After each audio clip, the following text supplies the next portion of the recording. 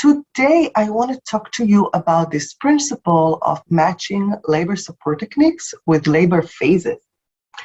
So, strangely enough, all the labor support charts that I've seen over the years are categorizing labor positions in accordance to the birth giver's position in space, meaning that we have standing positions, sitting positions, kneeling positions, and lying positions. However, this categorization, if you think about it, if you come to think about it, it actually is missing one of the most critical aspects of how we would like birth givers to work with those positions if we're not there as doulas, if they don't have a doula and we just teach them as child birth educators, or even in what we're trying to do. So this missing crucial aspect is promoting labor progress. Remember, I talked about it last time. FTP leads to FTP, remember?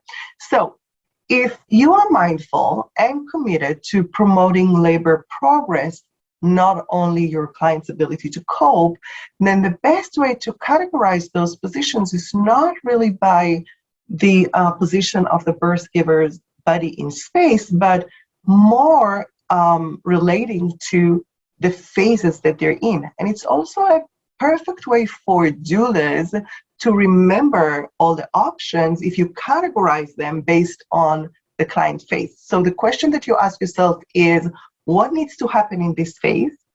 And the second question is, how can I promote it to take place faster and to promote labor progress, right? For example, think about early labor. What needs to happen in early labor? The most important thing is the release of oxytocin, because we know this is what's going to take the client to active phase of labor, right? And so how do you promote that? By encouraging a lot of touch and love and relaxation, right? And so on my chart, on Birth Coach Method chart, position chart, what you'll see is in early labor, you're going to see lots of different positions. Doesn't matter if the client is standing, sitting, or laying down, but they're all going to allow a lot of relaxation, meaning that this birth giver is going to be supported all the way from her head, neck, shoulders, shoulder blades, upper body, so that in between contractions, this birth giver can doze off and rest, right? And then we have the release of oxytocin. And in the active labor, something different needs to happen, right? So if you ask yourself, what needs to happen in active labor? Well, rotation and engagement of the baby, right? So the positions that we are going to recommend and lead and support our clients with are positions that are going to promote the engagement and the rotation of the baby, right? So a lot of rotations on the physio ball, in a kneeling position. We can do sitting back to back. We can do lots of positions that will promote the engagement and the rotation of the baby, right?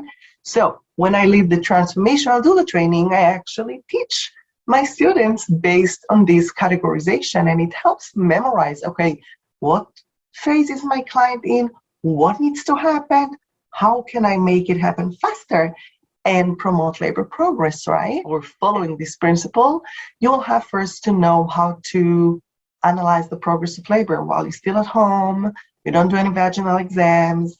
We need to know and learn what are the signals that the body is giving and be able to map all those symptoms and signals. If you find this categorization to be very useful to you and help you become a top-notch doula and be better in what you're doing, then I want you to know that we currently have a sale on our USB, Practicing for an Active Birth, which brings you and expectant individuals all the labor support techniques and positions and breathing based on the phase that they're in, right? With this categorization. And it comes also with a chart and with relaxation. So you can visit birthcoachmethod.com. And if it works for you, go ahead and order it. And to keep this conversation going and to talk more about this principle, I invite you to write something in the comments. Write something in the comments to keep this conversation going. And let's be sure that we know how to assess our clients' phase and how to promote the progress of labor. And if you enjoyed this tip in this video, just write in the comment, keep it coming, Neri, and I'll be here next Wednesday. Okay, next Wednesday. See you next Wednesday. Bye-bye.